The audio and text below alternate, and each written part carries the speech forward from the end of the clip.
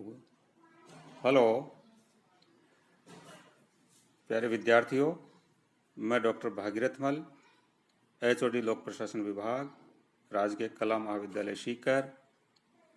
आज हम राज्य के बारे में पढ़ेंगे।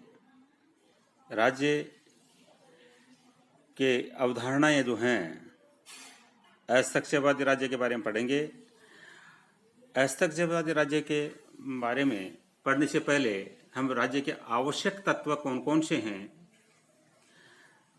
राज्य के आवश्यक तत्व निश्चित भूभाग, जनसंख्या, सरकार और संप्रभुता। ये चार आवश्यक तत्व मिलने पर ही राज्य बनता है। राज्य विद्वानों द्वारा, विचारकों द्वारा राज्य दो प्रकार के राज्य बताए गए हैं, सकारात्मक राज्य और नकारात्मक राज्य। सकारात्मक राज्य जिसमें सरकार व्यक्ति के कल्याण के लिए अधिक से अधिक कार्य करती है, और नकारात्मक राज्य के विचारक ये मानते हैं कि राज्य व्यक्ति के विकास के लिए व्यक्ति को बिल्कुल स्वतंत्र छोड़ दो, वह अपनी योग्यता के अनुसार समाज में स्थान बना लेगा। राज्य को कम से कम काम करने चाहिए। इसी अवधारणा को हस्तक्षेपवादी राज्य का समर्थक कहा जाता है। हस्तक्षेपवादी राज्य फ्रेंच भाषा का शब्द लेजेज फेर से बना है, जिसका अर्थ होता है अकेला छोड़ना, जाने देना, जो करे करने देना। हस्तक्षेपवादी राज्य के समर्थक ये कहते हैं कि व्यक्ति को बिल्कुल अकेला छोड़ देना चाहिए। व्यक्ति अपनी योग्यता के अनुरूप समाज में स्थान बना लेगा। राज्य को उसके विकास में किसी प्रकार का हस्तक्षेप नहीं करना चाहिए। हस्तक्षेप से हमें मालूम चलता है प्लस हस्तक्षेप, यानी राज्य द्वारा हस्तक्षेप नहीं करना इस राज्य की अवधारणा के संबंध में है। हस्तक्षेपवादी राज्य के लक्षण कौन कौन से लक्षण हैं, या कौन कौन से लक्षणों के आधार पर हम कह सकते हैं कि ये राज्य हस्तक्षेपवादी राज्य है। वर्तमान समय में हस्तक्षेपवादी राज्य विश्व में कोई भी नहीं है। पहले की अवधारणा थी, लेकिन ये फ्रांस में से शुरू हुआ ये राज्य। इसका सबसे पहला लक्षण है व्यक्तिवाद का समर्थक। यह व्यक्तिवाद का समर्थक इसलिए कहलाता है कि व्यक्ति को पूर्णतः स्वतंत्र छोड़ देने का समर्थन करता है। वह यह कहता है कि व्यक्ति को अपनी योग्यता के अनुसार समाज में स्थान बनाने दो। स्वतंत्रता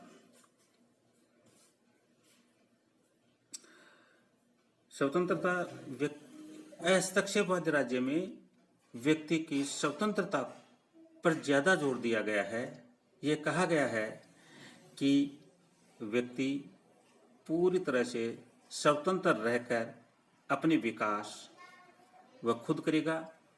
अपने कार्यों के बारे में स्वतंत्रता से वह कार्य करेगा। फिर आता है आर्थिक विकास। हस्तक्षेपवादी राज्य आर्थिक विकास पर, व्यक्ति के आर्थिक विकास पर ज्यादा जोर देता है। वह यह कहता है कि राज्य को व्यक्ति के विकास के लिए, आर्थिक विकास के लिए, व्यक्ति के रास्ते में, व्यक्ति के जीवन में आर्थिक विकास में आ रही बाधाओं को राज्य को दूर करना चाहिए और व्यक्ति को स्वतंत्र छोड़ देना चाहिए। व्यक्ति अधिक अपने मनोयोग से पूरी ताकत के साथ अपने विकास के लिए, अपने आर्थिक विकास के लिए कार्य करेगा और स्वतंत्र प्रतिस्पर्धा कायम होगी। चौथा पॉइंट है व्यक्तिगत हितों का संरक्षक। हस्तक्षेपवादी राज्य व्यक्तिगत हितों का संरक्षक है। वह ये कहता है, ये इसके विचारक ये मानते हैं कि व्यक्ति खुद अपने हित के बारे में ज्यादा जानता है, न कि राज्य। पांचवा है मुक्त बाजार का समर्थक। हस्तक्षेपवादी राज्य के विचारक बाजार को मुक्त रखना चाहते हैं। इसमें बाजार पर किसी प्रकार का राज्य का नियंत्रण स्थापित नहीं करने देना चाहते। वो कहते हैं कि अधिक उत्पादन होगा तो जनता को बाजार में सस्ता सामान मिलेगा और राज्य जो अधिक उत्पादन करेगा तो राज्य को टैक्स भी देगा। अगला हम ये कह सकते हैं, इसका लक्षण देख सकते हैं, न्यूनतम सरकार ये चाहता है। हस्तक्षेपवादी राज्य के विचारक सरकार के न्यूनतम कार्य चाहते हैं। वह कहते हैं कि सरकार को केवल 3 ही प्रकार के कार्य करने चाहिए। राज्य को केवल 3 ही प्रकार के कार्य करने चाहिए: बाहरी सीमाओं की रक्षा, पुलिस व्यवस्था और न्यायपालिका से संबंधित कार्य ही करने चाहिए। सातवीं बात करते हैं अपन ऐसे राज्य के लक्षण के रूप में नकारात्मक राज्य। ये राज्य नकारात्मकता का समर्थन करता है। ये कहता है कि राज्य एक आवश्यक बुराई है। राज्य होना तो चाहिए, जरूरी है, लेकिन कम से कम काम करना चाहिए। इसलिए राज्य के बिना काम नहीं चल सकता। लेकिन इसके समर्थक कहते हैं कि राज्य को अगर न भी हो, न्यूनतम काम करे।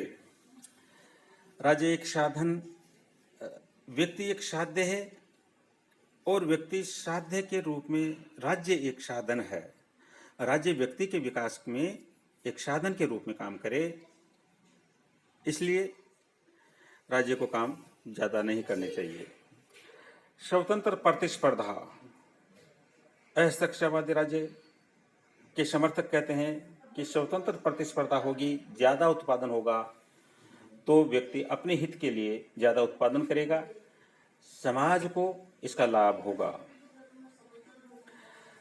और अंत में हम इसका लक्षण ये देख सकते हैं, सार्वजनिक कल्याण का अभाव।